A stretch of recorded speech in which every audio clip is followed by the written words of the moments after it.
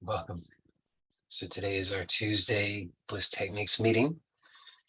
And those of you who are here live, hopefully saw the messages about the recommended props for today. And for those who will be watching this on YouTube, we're going to be using most likely some props today.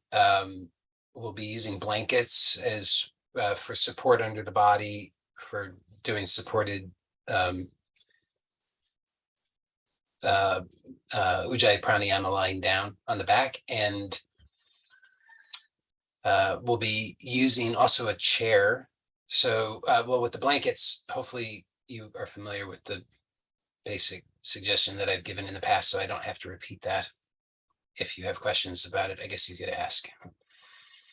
But however many blankets you've been using, whatever kind of setup, that's the deal. And then we're also going to use a chair or a stool for one part of today's exploration. So something that is stable and has a flat seat to it. So not something that's really cushiony and sinks you into it or draws you back into it, but something that you can it's just flat, ideally, that you can just sit on for a portion of what we'll be exploring.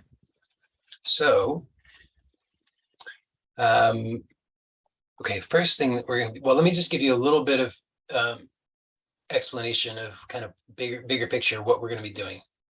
So we've been exploring Ujjayi Pranayama, and Ujjayi Pranayama is very nice. I won't pretend that I have an expertise on all of the esoteric significance of Ujjayi Pranayama, but what I can say about it for sure is that it is very helpful in terms of the things that I'm interested in, and presumably you're interested in, such as learning how to feel better, learning how to relax the unnecessary effort, learning how to breathe in a natural and pleasurable way.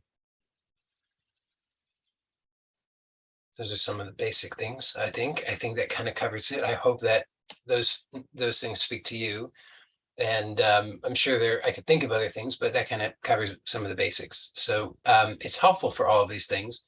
And that's the main reason why I've been sharing it, at least that I'm aware of. There are often, I'm sure, many reasons that I have no idea about. But of those the small amount of reasons that I'm aware of, those are some of them. So when we have some experience with Ujjayi Pranayama, then we've been doing it in this very supported posture so that we can really start to understand and experience the essence of Ujjayi Pranayama. And according to Iyengar, it's not pranayama if the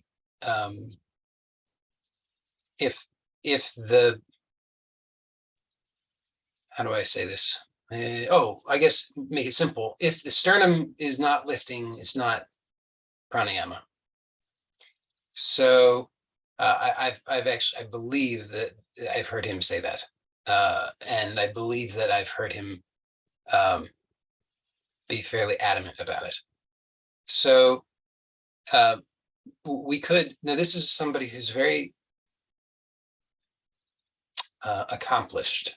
Okay, so we have somebody who's very accomplished.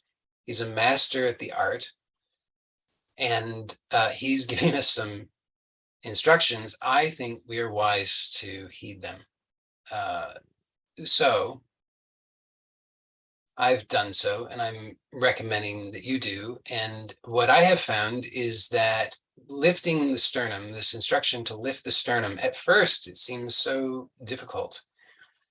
And a big part of why it seems so difficult is, I will say this, I believe it will be particularly pronounced for those who have more significant red light reflex, SMA.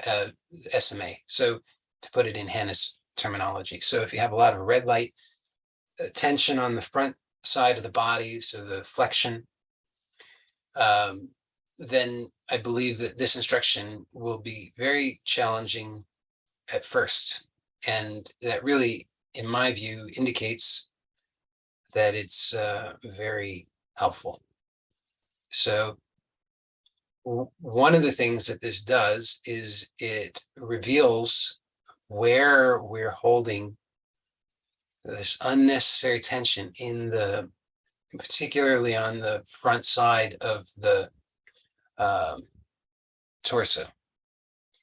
So that's one really valuable thing about this instruction. And so I'm just highlighting that because I want you to understand how beneficial it can be. We're going to also combine, have we done this? No, I don't think we've done it explicitly, but we're going to combine today some Ujjayi Pranayama with some movements, as might be done in a vinyasa yoga class, but not as strenuous of postures. And this I have found is very helpful. So I want you to, but we'll go through this step by step, but I just want you to kind of understand what the overall picture is for today. And when you do this, then you can expect to see more significant effects more quickly, I believe. So we're going to combine this, of course, with everything else that we've already practiced. So I hope it goes without saying, but I'll say it anyway, that we want to move slowly when we're moving, but we'll be moving always, even with breathing, and obviously with awareness, gentleness, and with that positive expectation. That's also very helpful. Okay, so we're going to start briefly with a supported practice of Ujjayi Pranayama. So you want to get your blankets set up, or your props, whatever you're going to use for support. Or if you are feeling bold or confident, then you may want to consider doing this without the supports. Or if you've been using several blankets, maybe you could eliminate one just to see, because the idea here is that we're wanting to be able to move toward being able to do this lying down without the support. And then we're going to want to be able to do it sitting up without support, all of which we're going to actually be doing some today, but it will become much easier for you, I believe, if you kind of go through the progression. So if you reduce or eliminate the support under yourself while you're lying down, then that could be something to see if you can do that. It will obviously be different, so don't mistake different to mean bad, because sometimes that happens. Like, we can change something, and if right away it doesn't seem better, we determine that it must be worse. Whereas really it's just different, and we haven't maybe given it a fair shot. So hopefully you've made your choice and you've gotten into the position that you're going to be doing the exploration in. So either with the support under you of the blankets or bolster or whatever, or with less or none. And in any case, you're going to want to remember all of the basic cues, which I'll guide you through. So first of all, just be aware of yourself, your body here, and really let yourself be supported. So when we're lying down, whether with the blankets or directly on the padded floor or bed or whatever we're lying on, then we have to do remarkably little. There's so little required of us, and yet we're in the habit of doing a great deal. This is, of course, what we call sensory motor amnesia in Hannah's language. It's all the stuff that we've forgotten that we were doing, and we've forgotten how not to do. But we can become aware of it. So the low-hanging fruit is the stuff that's just on the threshold where it can become conscious and voluntary. It's not quite conscious and voluntary, but by giving attention, slowing down, consciously relaxing, consciously letting go, we can make it conscious and voluntarily release it. So that's what I call the low-hanging fruit. So we want to just notice whatever it is, maybe squeezing the forehead, clenching the jaw, pressing the tongue. Maybe the eyes are not resting. This can be helpful to close the eyes as long as you're not going to fall asleep. And really consciously let the eyes relax. So the instruction for the pranayama is that we want to let the eyes roll downward in the sockets, gently relaxing downward so that the gaze is as if interior to the torso, not strained in any way, relaxed, but the general direction is downward. Tongue is resting in the lower jaw. Let the back of the neck be relaxed and long. So if you need something under the head to help encourage that longer neck, then that's good. So you want to really make sure you can feel supported here. Sometimes, we just have a hard time feeling supported, and so we need to bring the support to us. When we can do it, it's great. There's always a limit, obviously, and if we try to just constantly make ourselves comfortable by adjusting everything outside of us, then we get into a bad situation. It's a vicious cycle, worsening sensory motor amnesia. So we can be aware of that tendency, and at the same time, we don't have to go overboard in thinking that we've got to remove all of the props and everything, always, and just has to be like your naked body on a cold steel slab or something, like there's an in-between. I have to remind myself. Maybe you need the reminder. So you want to, find out how much can you surrender here? How much can you receive the support? So the support is there, hopefully, if you've done your job. So, if you've got something under you, like blankets or something, you got to make sure that they're stable. Because if they're not, then you're not going to feel that you can really surrender. You're going to be unstable. And so your attention will be taken away from what you want.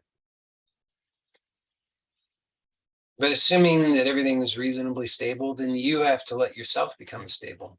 So you have to trust that the support is really there to receive you, that you can actually let go, that you can really truly surrender.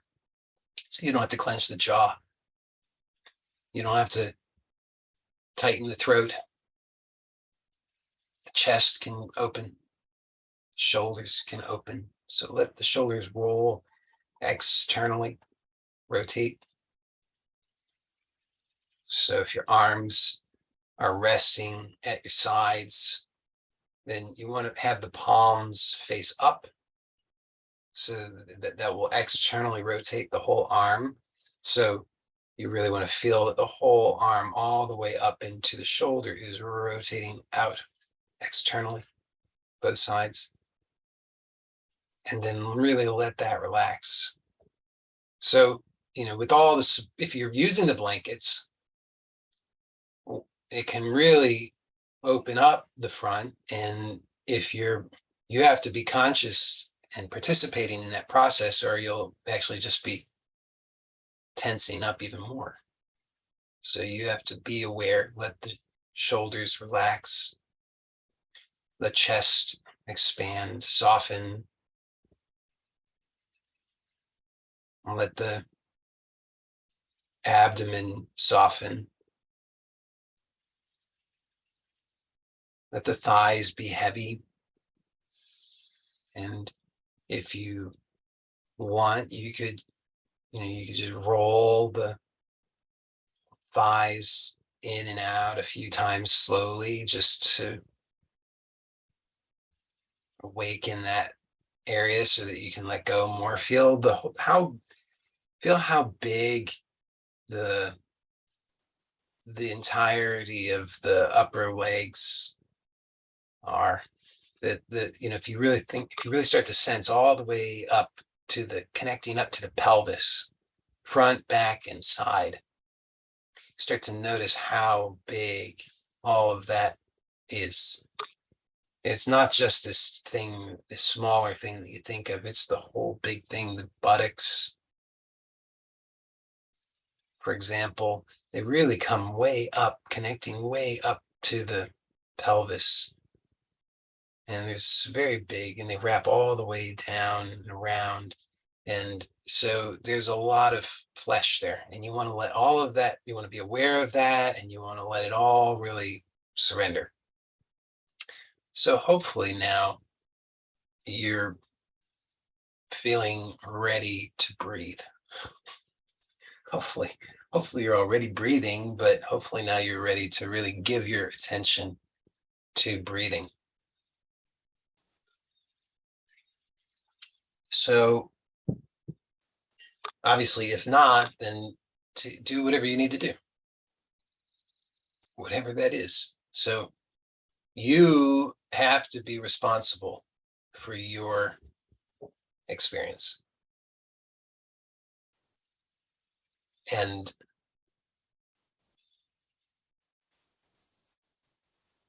that's all I'll say about that for the time being. So you're lying down, and you're hopefully ready for breathing with awareness. And so I'll give instruction for that now. So you're going to be breathing through the nose, not through the mouth. So we want to keep the lips comfortably together. And we have the back of the neck long so that the chin is coming toward the chest and the sternum is lifting so that the chest comes to the chin. So the chin is going to chest and chest is going to chin. They're meeting. Maybe in reality and maybe in a different level of reality that's not outwardly seen. But energetically, that's what you're feeling. And you want you to notice then that when you lift the sternum, that you can actually feel inwardly. So this energetic lifting in the chest. So this is what is called Uddiyana Bandha. So I've shared with you Uddiyana Kriya. So the Kriya where you create the vacuum and the abdomen sucks in and up, and the ribs expand out to the sides. And so you get that strong sense of that upward energy. And here we're not doing the Kriya with that same kind of strength or gross level manifestation, but it's a subtler, but nonetheless very real felt experience of this upward energetic motion that you experience as the sternum is lifting.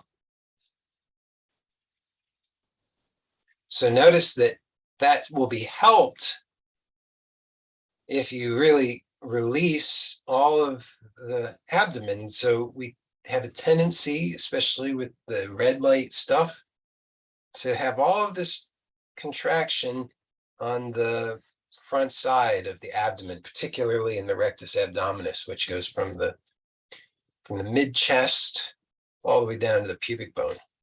So, if you have got any tension here just below the sternum, for example, then you're holding that big muscle tight there.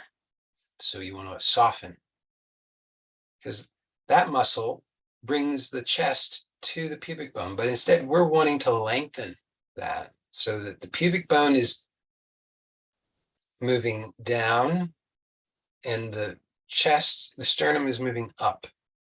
So what's in between has to soften and lengthen. So now with each inhalation, you're going to make an audible sound, audible to yourself.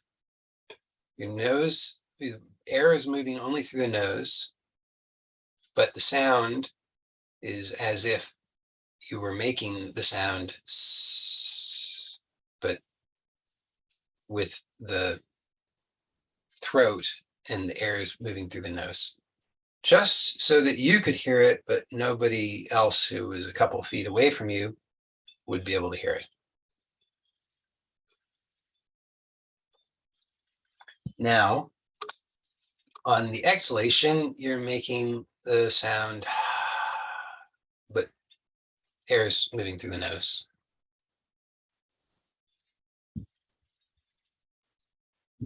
So we're just going to repeat that for a few rounds. So that the inhalation should be as complete as possible without it becoming strenuous. If you start to tremble, for example, if you start to sweat, I mean, due to exertion, not because of the heat, but then these are indications that you're over exerting yourself, so do less. But we want to find where is that.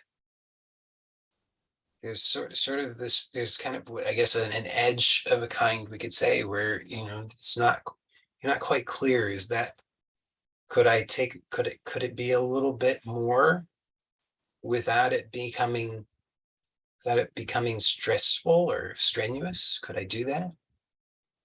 And you could try and you see what that is, and then maybe you push a little past because you're not quite sure, and then you find out, and then okay, so then you do a little less next time.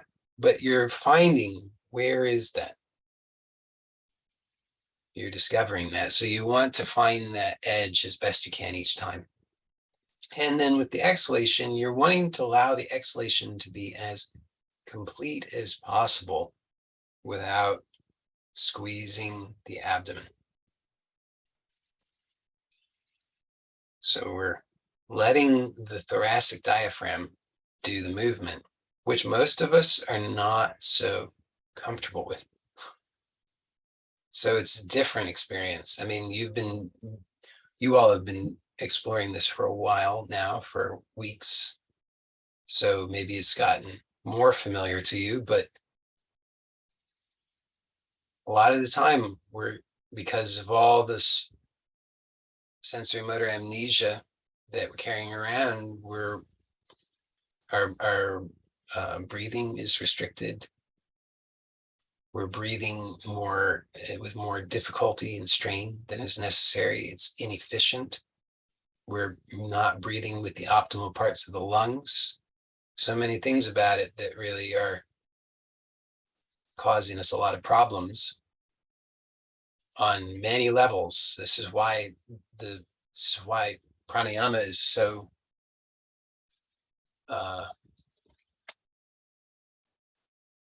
revered by yogis.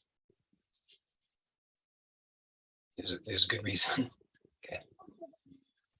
So now you're wanting to see, you want it to be smooth, flowing, maybe even pleasurable.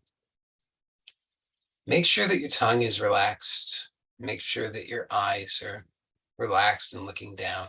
Make sure that your entire face is relaxed, the jaw is relaxed.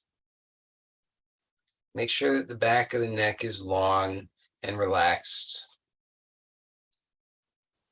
Make sure that the chest is open and soft. Make sure that the abdomen is yielding, not tight.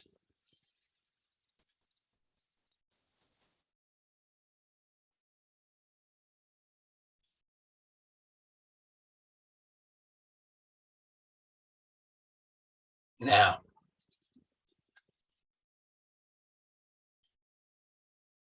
I would next like for you to, and don't do anything yet, but I'll give you the direction and then we'll proceed. So first, hear the instruction. And ideally, I'd like you to do this while continuing to breathe in this way so that you're continuing to do Ujjayi Pranayama, meaning all of the instructions as best you can. So letting the eyes continue to move downward, letting the tongue continue to rest in the lower jaw, letting the back of the neck continue to be soft and long, continuing to lift the sternum and let the abdomen be soft, continuing to have this sense of this Uddiyana Bandha.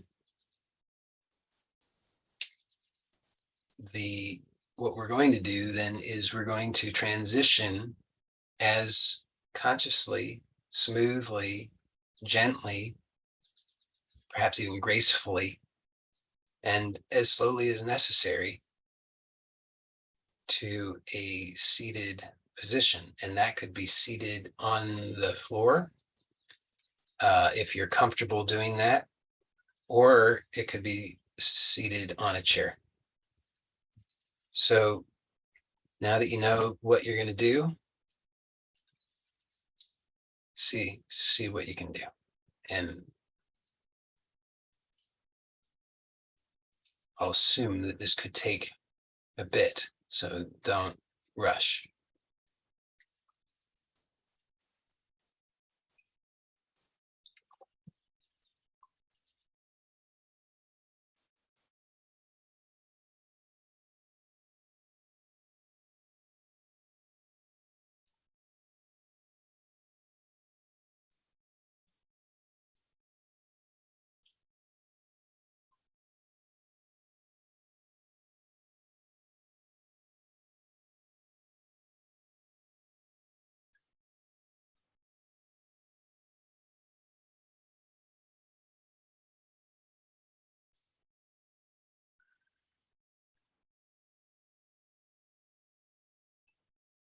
And you're going to want to be in a seated position that you'll be able to sit in for a few minutes.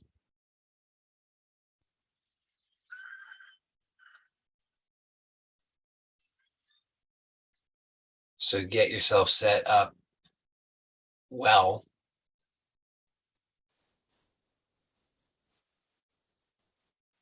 Yes, this is one of those situations in which it would be much easier if I could see you.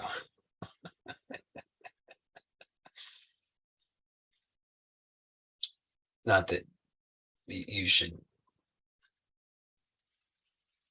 move to the screen like a sloth so that you can turn on the camera, but I'm thinking maybe you're in a side. Well, there we go. At least one of you is now seated.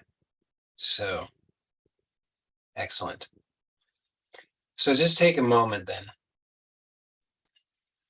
to really feel supported here. So notice that we are moving a fair amount in our days. And often we're moving as if by momentum, because we don't have confidence that we could actually be really at rest and supported, grounded, if we were to stop at any point. So we just sort of rush through from one thing to the next. But here we want to train ourselves to something different, because we know that way doesn't work very well for us. In fact, it makes things very difficult and we feel uncomfortable a lot. So now we want to learn how to be comfortable. And learning how to be comfortable turns out to be much less comfortable than we would have thought. At least a lot less comfortable than I thought. But it's, in my experience, well worth it. So you notice, perhaps start with the part of you that's in contact with whatever you're sitting on. And notice, do you even have a clear awareness of that area? Maybe you're not sure. So what could you do to help yourself have a clearer awareness of that area? Well, one thing you could do is you could actually touch. So maybe you could take a hand and reach and touch to the area, see if you can kind of like slide a hand a little bit under one of the butt cheeks, and just sort of maybe just kind of adjust it a little bit, touch to see what, maybe there's some tightness there. Then you could just sort of like just adjust it a little bit, help yourself out with your hand. I don't know how to explain it. Like just sort of lift it. Maybe some of that big muscle is kind of squished under the bone and it really just needs to kind of be lengthened a little bit. It just helped out, just kind of lift it. See then if you can kind of really come and sit down on that side a little bit more confidently. And then you could do the same on the other side. So you kind of have to lean a little bit, obviously, to the side, the opposite side of the one that you're reaching to. But you just kind of see how you can help yourself there. And, actually, Iyengar gives this instruction. Now that I think of it, it was one of those instructions I never really understood until this very moment. But he talks about the movement of the skin, and the movement of the skin on the buttocks is supposed to move up toward the lower back. So you kind of just get a sense that you could kind of just feel that skin lifting.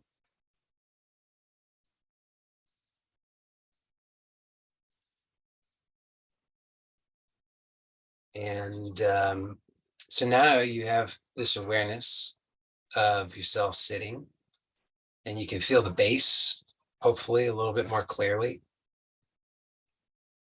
And hopefully, well, probably I had it to do over again, I would now give the instruction a little differently, and I would say it would be great if everybody would just sit in the chair.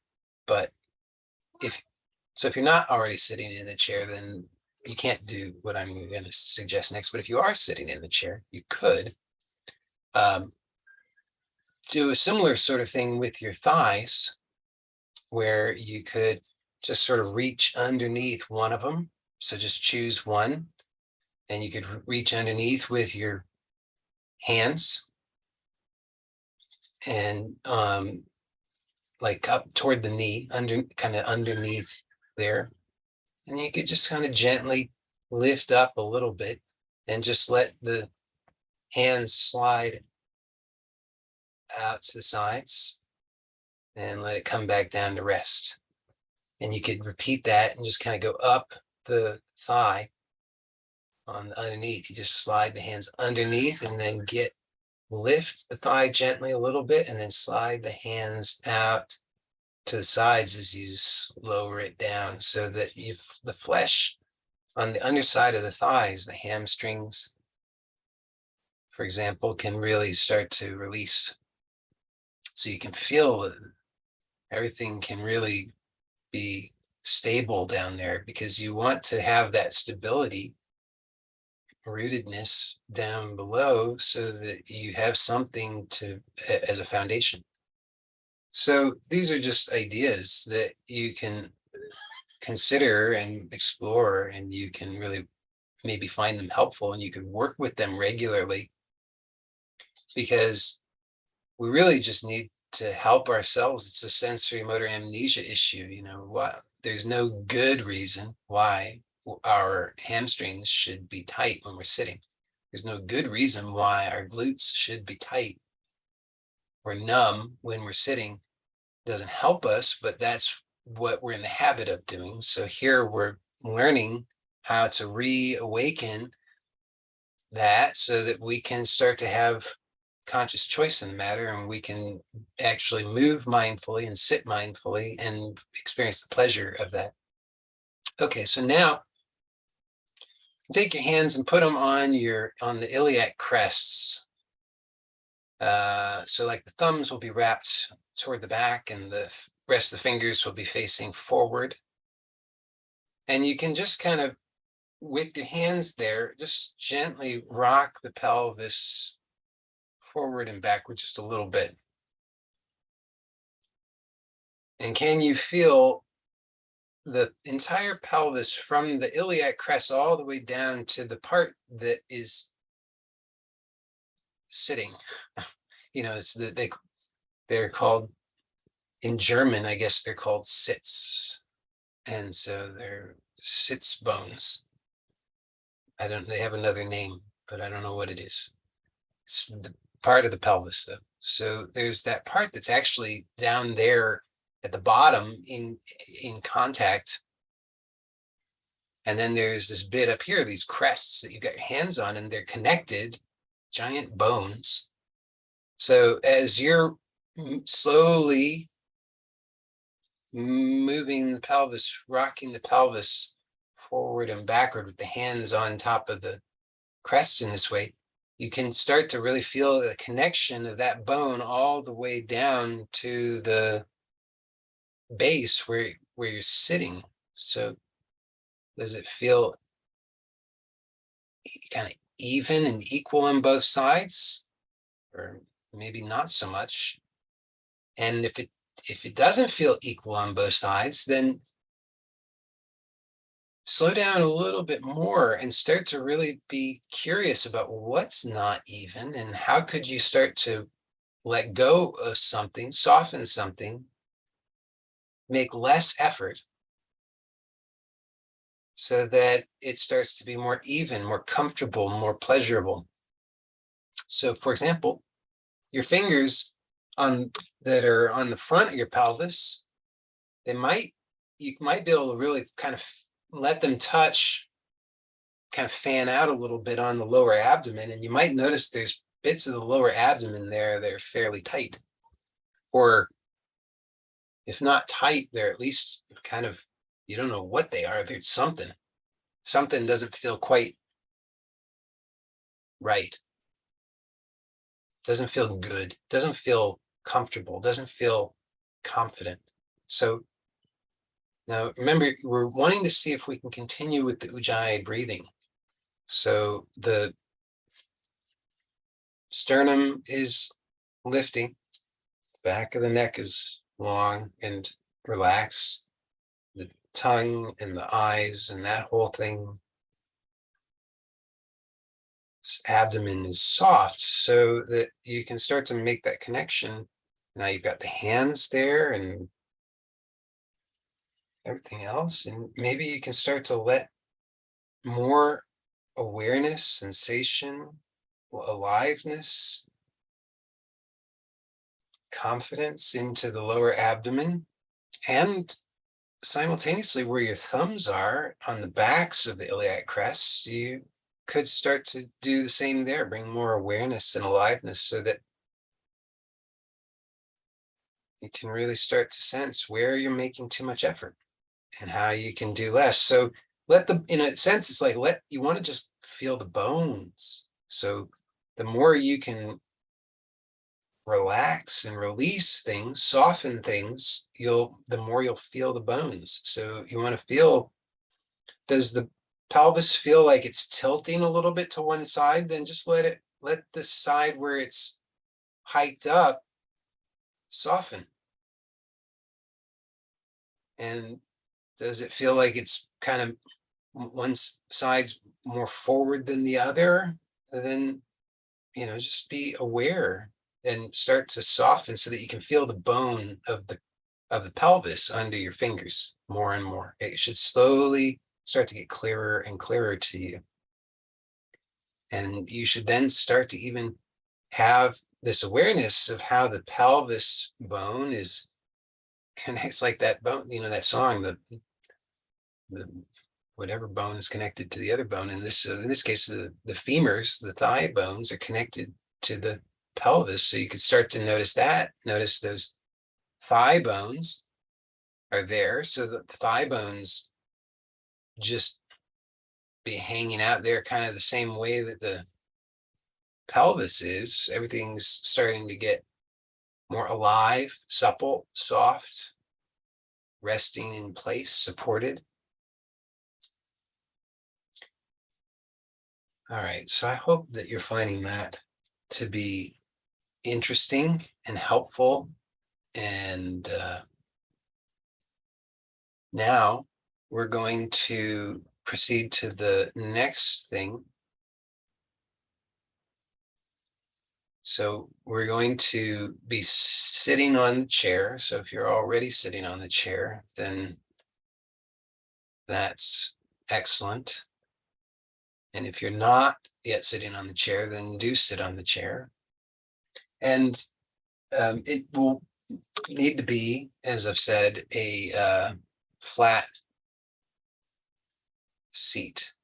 So it could be a stool. That would be fine, but it needs to be flat, a flat surface. For all that, for that matter, it could be like it could be anything that's, it could be a box, as long as it's a strong enough box and it meets the criteria. But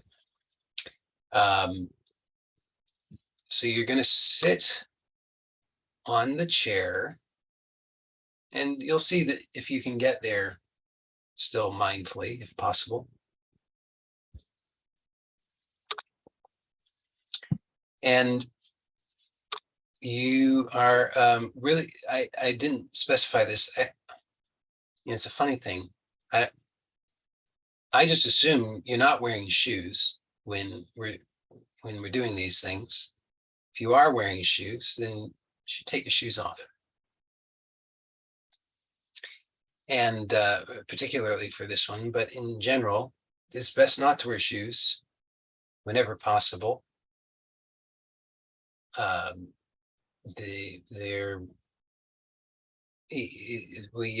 feet provide so much information, and if our feet are in shoes, then our entire movement is restricted, and we don't get most of that information, and has effects on the whole nervous system. So barefoot is best. So if it's cold, you wear socks, but whenever possible, barefoot, whenever reasonable, barefoot is best. Okay, so what we're going to do here is we're going to explore moving our legs a bit. So I will say, I personally prefer doing this standing, but I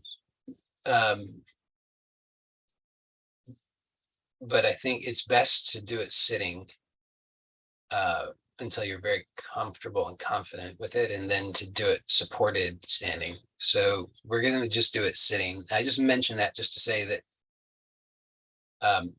you can have a very excellent experience with this. It's just in some ways, it's slightly more complicated to do it sitting versus standing. So what we're generally going to do, at least the first thing we're going to do, and maybe the only thing we're going to do, depending on time, is we're going to lift one knee at a time, just up. And as you're doing that, I want you to, first of all, just notice the toes just starting to get lighter on the floor. So just lift it just a little tiny bit, just so that the foot gets lighter. And then slowly lower it. And see how much more can you surrender, so that can you really allow that leg to come completely to rest. And do that many times and rest as needed. So don't exhaust yourself, but just start to see as you're bringing you're lifting the leg so that the foot is going to just remain relaxed as much as possible. So it's just like dangling. And then each time, so maybe each time you can find you can lift it a little higher. Eventually, maybe the toes actually come up off the floor. And then when that happens, then when you set it back down, then obviously the toes should make contact first, and then the whole rest of the foot slowly lowers down. So it becomes a bit like a chicken's foot, You're doing that. It's almost like when you're standing, particularly, it becomes like the bird thing, what the birds do. They like lift the one leg up. So we're just sort of emulating that and seeing, can you really have bird legs? I'm sure we've maybe been accused of having bird legs, but can we actually really have bird legs as elegant as bird legs? And if you have never observed it, I assure you, chicken feet are very elegant. They're also, if they're kept in a confinement, and then their toes get somewhat dirty. But that aside, they're very very elegant. So eventually, maybe you find that you can even, really start to bring that knee up quite a bit. How much, I don't know. And maybe you never get the toes up off the floor today.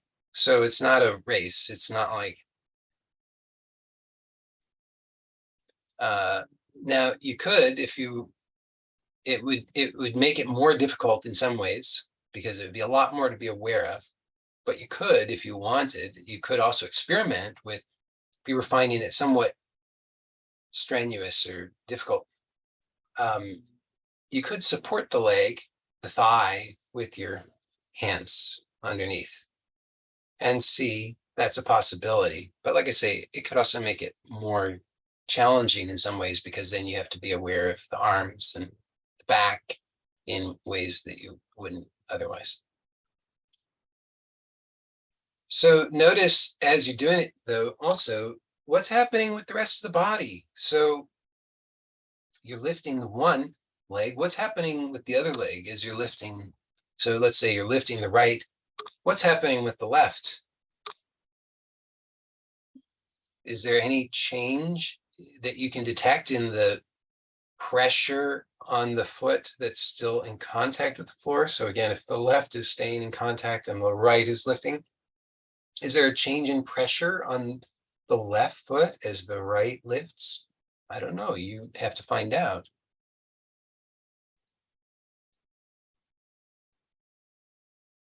So it could be the same, could be less, could be more.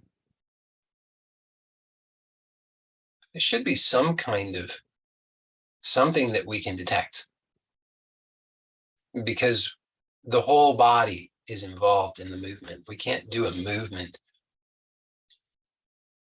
just with the part, really. Everything has to be involved. Now, you can rest just for a moment and just notice the difference between the two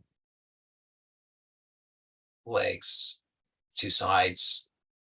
maybe the whole right side and the whole left side, maybe all the way up into the arms and the neck. Maybe you notice a difference. Now, if you've been really, and I suggested that you would want to really let the leg come to deeper rest each time that it comes down, so that it really is completely surrendered to the floor, because that is the pandiculation. I mean, to kind of put it simply. And so pandiculation is one of Thomas Hanna's major contributions to somatics.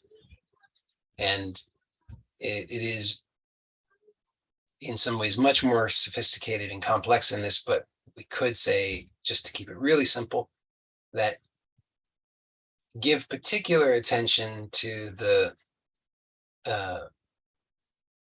eccentric contraction phase of the movement. In most cases, it's the under load. It's when you're reversing the initial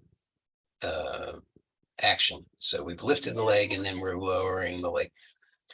And then particularly, so we want to be aware throughout the entirety of that, and then especially at the very end. So like through the whole lowering of the leg, we want to be mindful, releasing, softening, relaxing, and smooth as possible. And then when we come all the way, the foot's all the way down, fully in contact with the floor, and we think we've completely surrendered, we continue to remain aware and present and see, can we surrender even a little bit more?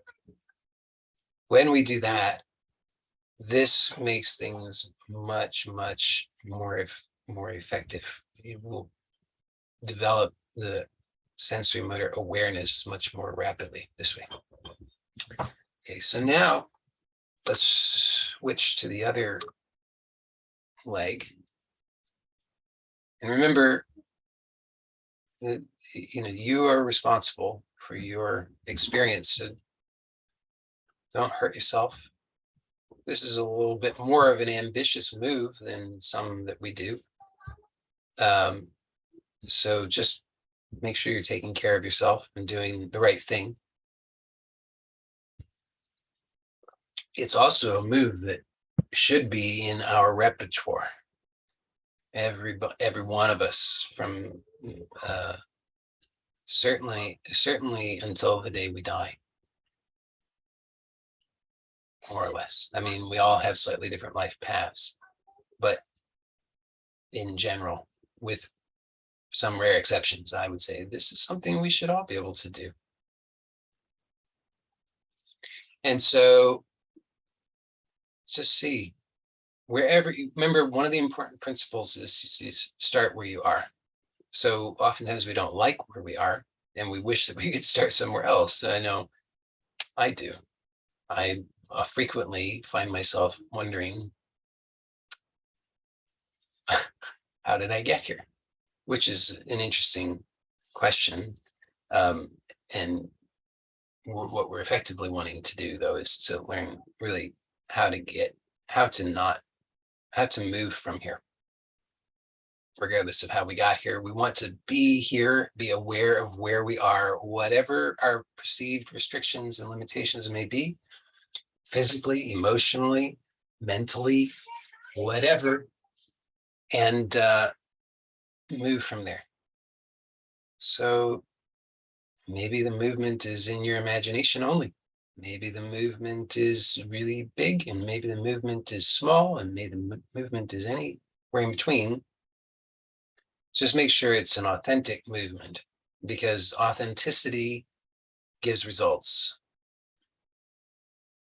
So you're wanting the movement to be smooth, controlled, pleasurable, confident. And of course, it doesn't seem that way. I know. I mean, I get it.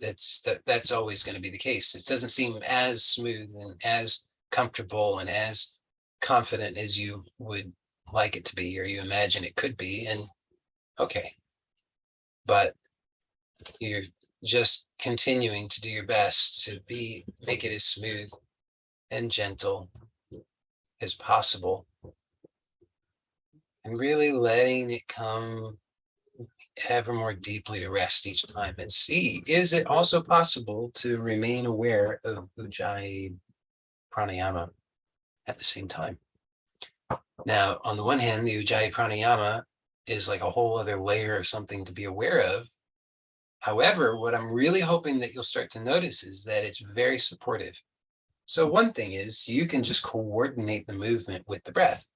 So you've been practicing Ujjayi Pranayama now, so that you can probably do a fairly slow inhalation and exhalation and maintain that for indefinitely. That's the idea, is that you can maintain this smooth, slow inhalation and exhalation indefinitely, and that it's quite good and nice. And then you can coordinate the movement with the breath. So then it starts to become supportive in a way, because notice the Ujjayi Pranayama lets you hear the breath. So you're now aware audibly of the quality of the breath. So if you're straining, then your breath will give it away to you. If you find that all of a sudden your breath is much more forceful, you know it because you can hear it. So the idea is we want to be able to maintain Ujjayi Pranayama throughout. So if we can't maintain Ujjayi Pranayama, it just means we're trying to do something that we're not yet prepared to do. So the challenge is, can I maintain Ujjayi Pranayama as slowly lifting the leg and lowering the leg?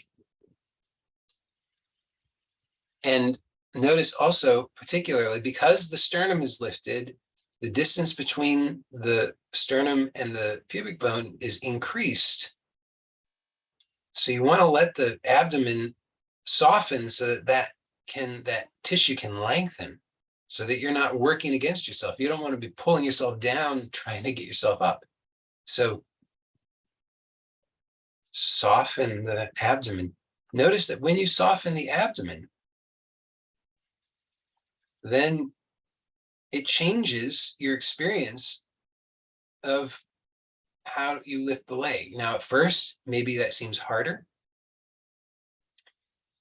Hopefully it doesn't, but sometimes it might. It depends on how your brain interprets these things. Remember, our brains just interpret different however they do. But now put your hands, if possible, on the iliac crests as we did earlier. So you're breathing with Ujjayi Pranayama, so the abdomen is soft, and you can really actually feel, you could actually take your hands, maybe for those who can see, I'll demonstrate, I think. You could really kind of gently, don't hurt yourself, but just gently kind of squeeze the waist, like as if you were wearing a corset, I guess, and just soften there internally.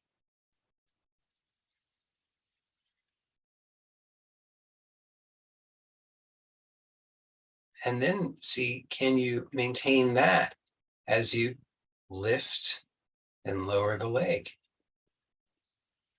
You could let your fingers fan out so that the pinkies come all the way down to the inguinal crease, and the ring fingers are just a little above the inguinal crease on the lower abdomen there. And you can start to really feel how you can let that whole area soften and lift a little bit, because this Uddiyana Bandha, remember that energetic sense in the chest that's lifting up with the sternum moving up. It's like almost like it's sucking up the abdomen. So you're not tensing up the abdomen. The Uddiyana Bandha is just sort of drawing it up, not to the extent that it does with the Kriya, not like it creates this big vacuum, but just energetically. And so you can start to feel that your lower abdomen can soften and lift. And notice then, when you're not gripping in the lower abdomen, how suddenly maybe it's different and hopefully easier to lift the leg.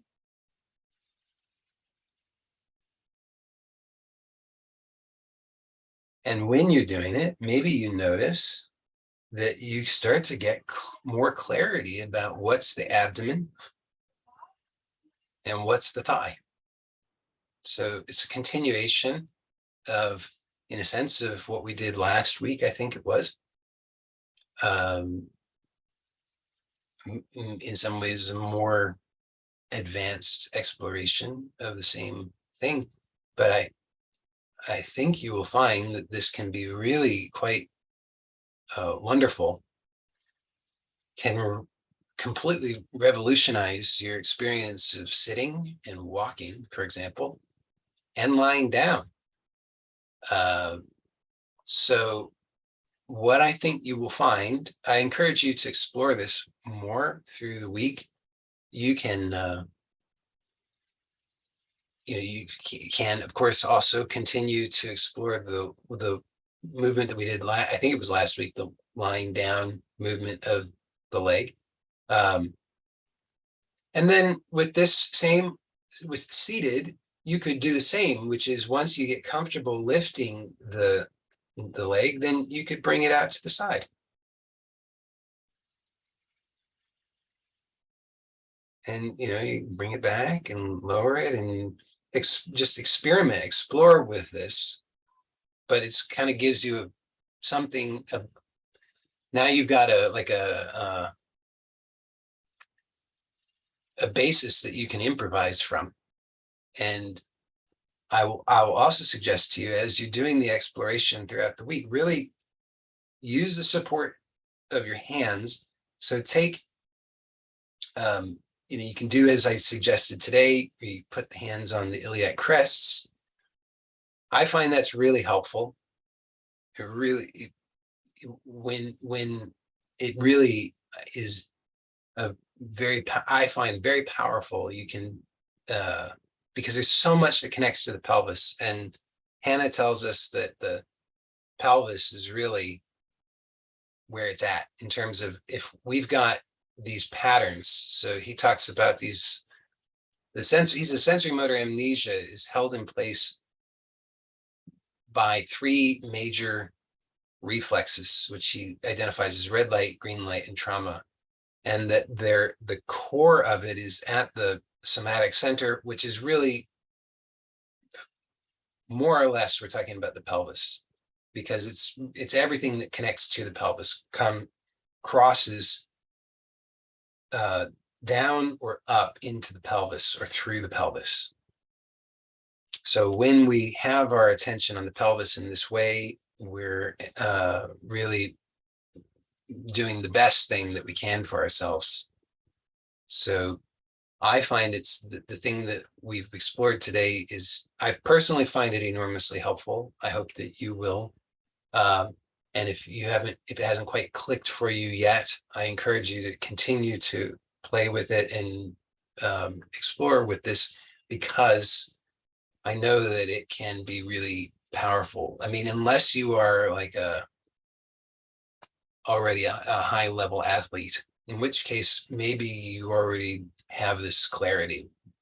Chances are even most top level athletes would benefit from it. And for the rest of us, I'm almost certain it's helpful. Last thing I'll say about it, probably last thing, is also with the hands, then don't just be confined to just the one thing. You don't have to just put the hands on the iliac crest. You can do other things. So like I've described, do the karate chops in the inguinal creases. So this is good in many postures. Seated for sure, you can just sort of roll the pelvis forward and backward with the hands there in the inguinal creases, and that can be really helpful. You have to be aware internally so that you can direct your intention to soften and yield in the places that you're finding have a bunch of gunk in them, a bunch of tension and for lack of a better way of saying it, we'll just call it sensory motor amnesia. You can start to sense where the sensory motor amnesia is because it feels a certain way. It's bumpy, ropey, gunky, tense, uncomfortable, mushy, squishy. It's not clear. So, and often it's all of those things all at the same time. It's a really good indicator that it's sensory motor amnesia. Popping, all these kinds of things, discomfort, all of these things reveal sensory motor amnesia. And so another hand placement that with this particular movement that I will suggest to you is you can take the hand that you're that's on the same side as the leg that you're lifting and place it on the top of the thigh, so that the thumb is on the inguinal crease and the other fingers wrap outward. So you can see maybe, and then the other hand will come and the thumbs will touch in the inguinal creases, but the other hand, which is on the opposite side of the leg that's lifting, the fingers would wrap down underneath the thigh and up as close into the groin as possible, because that's where most of the sensory motor amnesia, well, I don't know about most, a good portion of it is.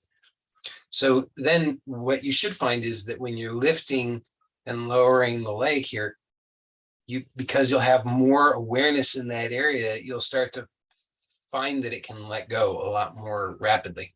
So what you should find in fairly short order with this is that this whole area of the lower abdomen, the lower torso, and the thigh becomes much clearer to you.